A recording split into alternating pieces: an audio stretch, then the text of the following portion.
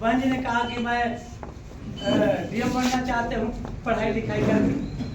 मनोज साहब ने कहा कि क्या डीएम बनोगे? मैं तुमको ऐसा बनना चाहता हूँ कि तुम्हारे आगे पीछे जो आईएएस कलेक्टर बनना चाहती हो, आईएएस बनना चाहती हो, वैसे हजारों फाइल लेकर तुम्हारे पीछे खड़ा है। बहन जी तो पूरा है, वो डंडा और गिट्टी चला रही है, दौड़ दौड़ कर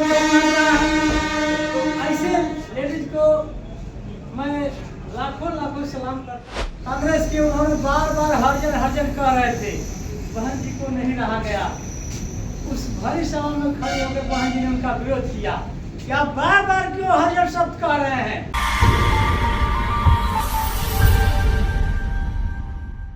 बचपन से ही साहसी थी। ऐसे कुछ लोग बताए उनके गांव के लोगों ने कि जब ये घर से बाहर निकलती थी तो लोग कोई कहता था कि भाई उड़ार आ जाएगा, काट लेगा। एक बार बहन जी कहीं जा रही थी और रास्ते में उड़ार आ जाता है। बहन जी डरी नहीं और उसे डट के मुकाबला की। तो लोगों ने देखा कि बहन जी तो पूरा है, वो डंडा और गिट्टी चला रही है, दौड़ दौड़ कर ऐसे लेडीज को मैं लाखों लाखों सलाम करता हूँ कि आप जिसका आप जन्मदिन मनाने के लिए आए हुए हैं। माननीय बहन जी ने जो राजनीति में आने का उनकी इच्छा नहीं थी, ये पढ़ाई पर करती थी। इनकी इच्छा थी कि मैं डीएम बनूं, पढ़ी कलेक्टर बनूं। लेकिन एक ऐसे ही कार्यक्रम दिल्ली में था, राजनारायण राव जो कांग्रेस के लीडर थे, उस समय इंदिरा गांधी पूरी तरह से चुनाव हार गई थी, राज बरेली थे और वहाँ के वो सांसद थे। उन्होंने जो था एक कार्यक्रम में बहन जी भी गई थी और विपक्ष के नेता लोग भी थे। बार बार वो बोल रहे थे लोग ये जो है ये हरजन शब्द सांस पर जेतों में हरजन शब्द कह रहे थे लोग। बहन जी वही बैठी थी बगल में। कहाँ से प्रक्रिया होता है, संघर्ष से ही नेता पैदा होता है। बहन जी सुन रही थी बार बार। उस भारी भीड़ में, हरी सभा में सब लोग सुन रहा था। राजनारायण राव जो थे सांसद से कांग्रेस के, उन्होंने बार बार हरजन कह रहे थे, बहन जी को नहीं रहा गया। उस भरी सभा में खड़े होकर बहन जी ने उनका विरोध किया। क्या बार बार क्यों हरजन शब्द कह रहे हैं? ये गाली दे रहे हैं। इसका विरोध किया। उनका मौका मिलने का बात आई तो बहन जी ने बात बताई। ये बात जो है मानव कांसी राम को किसी ने बताया कि साहब एक कोई लड़की है, पढ़ी लिखी बढ़िया है, तैयारी करके घर पर रहती है।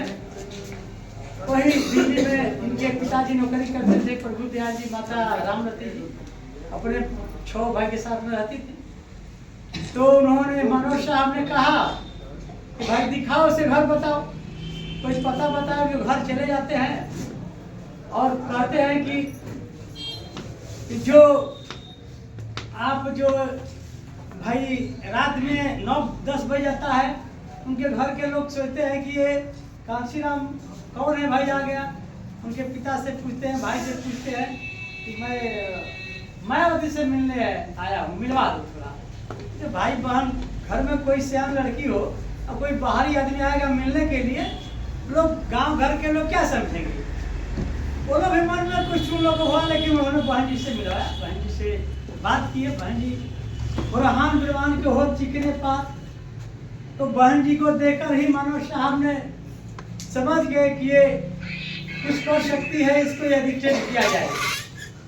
तो बहन जी ने पूछा, उन्होंने बहन जी से कि बताओ क्या बनना चाहती है? बहन जी ने कहा कि मैं डीएम बनना चाहते हूँ पढ़ाई लिखाई करके। मनोज साहब ने कहा कि क्या डीएम बनोगे? मैं तुमको ऐसा बनना चाहता हूँ कि तुम्हारे आगे पीछे जो आईएएस कलेक्टर बनना चाहती हो, आईएएस बनना चाहती हो, वैसे हजारों फाइल लेकर तुम्हारे पीछे खड़ा है। बहन जी ने कहा कि ना आपके पास कोई पार्टी है ना कोई दल है, तो मुझे आप सीएम कैसे बनाएंगे? मैं सीएम बनना चाहता हूँ कि तुम क्या डीएम के फेरा में पड़ी हो? तो बहन जी ने जवाब दिया, भाई आपके पास ना कोई पार्टी है ना दल है और ना कोई, कैसे आपको हमको सीएम बनाएंगे? तो मनोहर साहब समझाते हैं, बहन जी मान जाती है। बहन जी कांशीराम साहब के पास जाती है, उनके वाम से सब संगठन बनाए थे, उनके साथ काम करने लगती है। धीरे धीरे घर से बाहर निकल जाती है। इनके पिताजी जो है गुस्सा से हो गए, घर से निकाल देते हैं, तुम चले जाओ यहाँ से।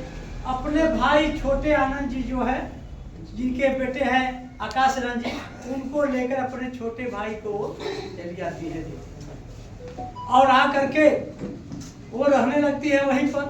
पढ़ाई लिखाई तो अपना थोड़े दिन के लिए वो टीचर भी थी हाई स्कूल में, वो नौकरी से भी त्याग पद दे देती है।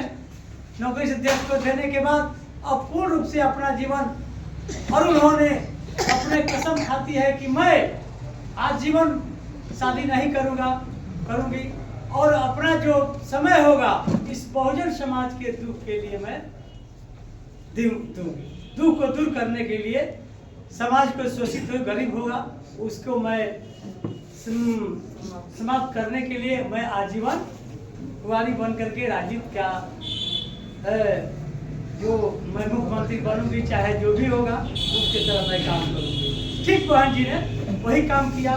जब इनको मौका मिला मुख्यमंत्री बनी तो किसी की बदले के भावना से नहीं की, बदले के भावना से की होती। मुलायम सिंह ने उनकी हत्या कराने के लिए क्या सही था। एक अतिक का नाम सुना भी इलाहाबाद जो कामदेव में मारा गया, उसने सुपारी दिया था सबसे बहन जी को मारने के लिए, लेकिन बहन जी ने तथागत एक विचार रखा। तथागत विचार के बुद्ध के चलते हुए उन्होंने हत्या नहीं किसी का कराया, कानून के रास्ता पर चलकर कानून से काम किया। बड़े बड़े बाहुबली महाबली जो थे, माफिया थे, वे उत्तर प्रदेश छोड़ करके कहाँ चले गए? आपको नेपाल भाग गए। बहन जी ने अपने पहले शासनकाल में, चारों शासनकाल में 23 जिला बनाया। 23 जिला महापुरुषों का नाम,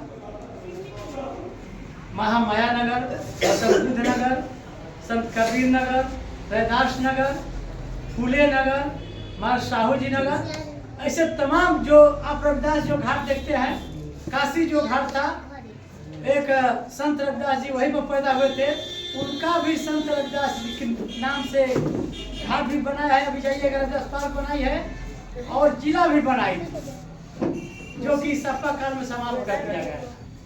ये बहन कुमारी मायावती जी ने जो जमीन नहीं था वो जमीन का बंटवारा किया।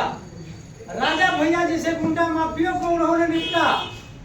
मुलायम सिंह जी जैसे लोग उन्होंने केस वापस ले लिया इसी एक्ट में। भैया जाओ, बुढ़ापा में मर जाएगा, वापस ले लिए। जो पूरे इसके चुनाव में आप देखे बहन जी को मंच तो बुला रहे थे, पूछे अपने बेटे क्या अखिलेश, अरे मायावती जी को पानी नहीं पिलाया? हाँ मैं पिलाया। ऐसे हाथ जो रहा था बहन जी, ठीक है मैं माफ करती। ऐसे बहन जी हमारे करुणा की सागर है। ऐसे बहन जी हमारी जो करुणा की सागर है। और इस आज जो है इस ज्यादा समय नहीं लूंगा क्योंकि हमारे केंद्रीय प्रभारी हमारे सांसद जी आ रहे हैं और उनको भी रिसीव करना है। आज इस मंच पर हमारे प्रदेश के महासचिव मुख्य जो इंचार्ज संजय मंडल जी, प्रदेश सचिव हमारे गार्जियन जो इस उम्र में वीर कुंवर सिंह की धरती बोला जाता है। ठीक है, मैं देख लिया कि भोजपुर जिला के उनकी धरती है। 70 वर्ष की उम्र में जो दहाड़ रहे हैं, इसी उम्र में वीर कुंवर सिंह को भी लड़ने का शौक आया था। ऐसे आप